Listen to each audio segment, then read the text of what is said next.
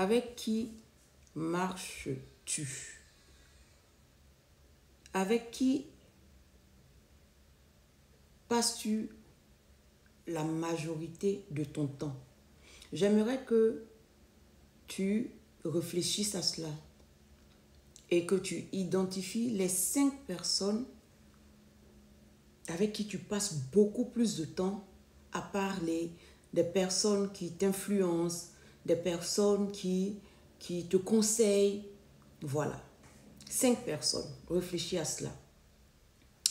Il est dit dans la Bible, dans Proverbe 13, 20, que si tu marches avec les sages, tu deviens sage. Bon, je paraphrase, hein.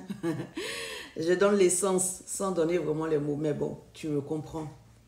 Si tu marches avec les sages, tu deviens sage. Derrière cette déclaration qui apparemment est très simple, il se cache une multitude d'enseignements et de principes spirituels. Cette déclaration est en vérité une invitation. Une invitation à assainir ton entourage immédiat.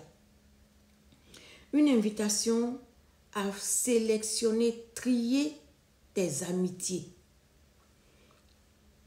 Une invitation à investir ton temps avec discernement et sagesse.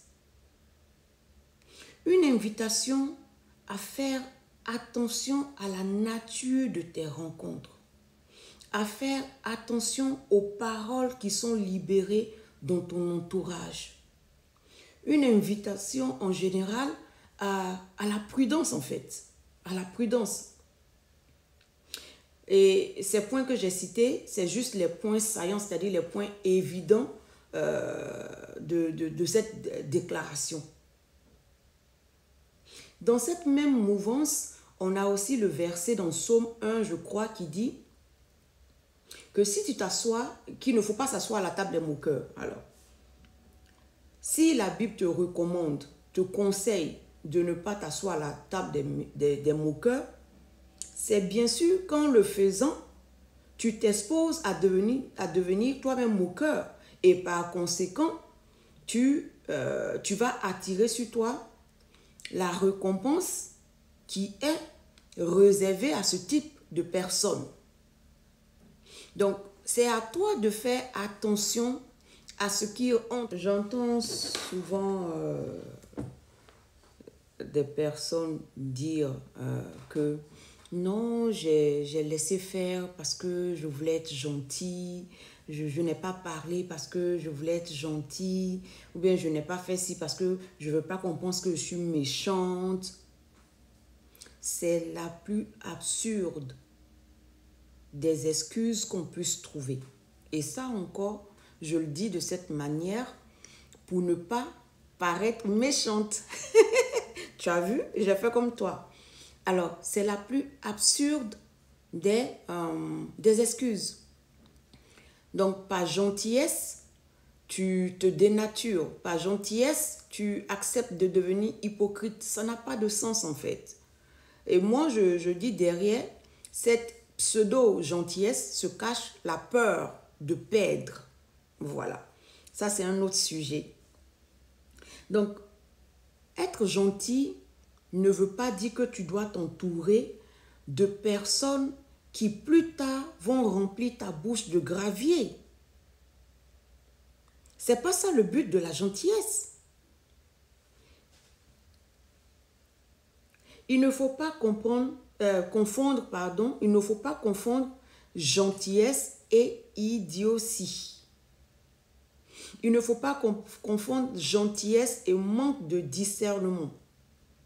Il ne faut pas confondre gentillesse et manque d'assurance. Voilà.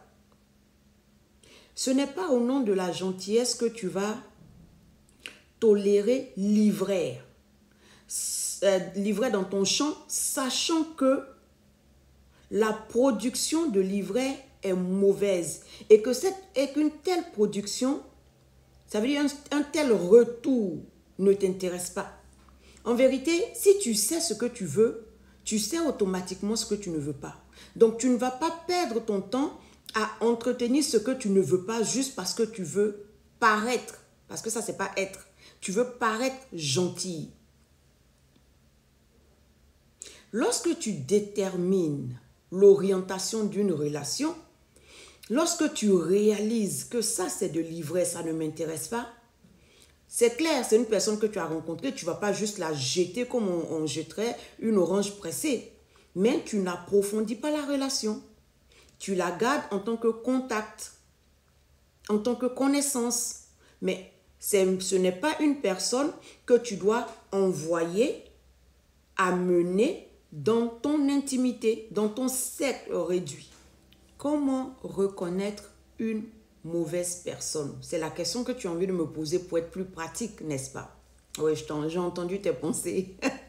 Alors, comment savoir qu'une personne est de bonne nature ou que cette personne mérite d'entrer dans ton cercle d'intimité, ton cercle fermé, ok? C'est simple, je veux dire. Écoute la personne et regarde la personne. Ces deux dimensions de l'être humain ne trompent jamais. Ce sont des dimensions, ces deux dimensions ensemble, regarder et écouter ces deux dimensions ensemble dévoilent toujours la véritable nature d'une personne. Toujours. Même les hypocrites les plus fins, les plus raffinés, les plus rusés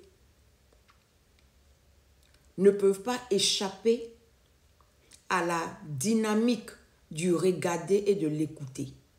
Prise ensemble. Ça veut dire quoi? Quand quelqu'un est profondément, foncièrement bon, quand quelqu'un est intègre, il y a une cohérence entre ses dires et ses actions. On peut faire des erreurs, nul n'est parfait, mais tu vas remarquer cette cohérence. La personne peut de temps en temps dégamer, c'est normal, nous sommes humains, mais il y a cohérence. Quand il manque la cohérence entre la parole et l'action, tu sais que tu as affaire à une personne qui n'est pas de bonne nature. Il ne faut pas chercher à trop réfléchir. Il ne faut pas chercher à te jouer le trop spiritueux, parce que ce n'est pas spirituel. Il ne faut pas chercher à trop prier. Hey, diminue ton lot de souffrance. Tu peux toi-même t'éviter certaines frustrations. Ça ne correspond pas à ce que je veux. Je trace mon chemin, tranquille. Ça t'évite des frustrations inutiles. Tu peux te passer de ce genre de souffrance. Shalom, shalom. Chère sœur, je suis là en ce jour pour toi spécialement. Je viens t'annoncer la deuxième édition de notre conférence dénommée Dimension féminine. Et le thème de cette année, c'est l'introspection et la prise de responsabilité. Femme, je t'invite à cet événement pour apprendre la vraie prise de responsabilité pour ne pas accuser les autres. Notre oratrice première est Maman Gloria Shalom. Elle sera accompagnée par des femmes merveilleuses dont le parcours est inspirant. Et c'est pour le 10 août 2024 du côté de Cocody Palm Club. Ne loupe pas cet événement. Le ticket est à 10 000 francs. Et avec ton ticket, tu as droit à une tombola. Sois bénie, femme, et je t'attends pour le 10 août 2024 à partir de 10 h. Merci.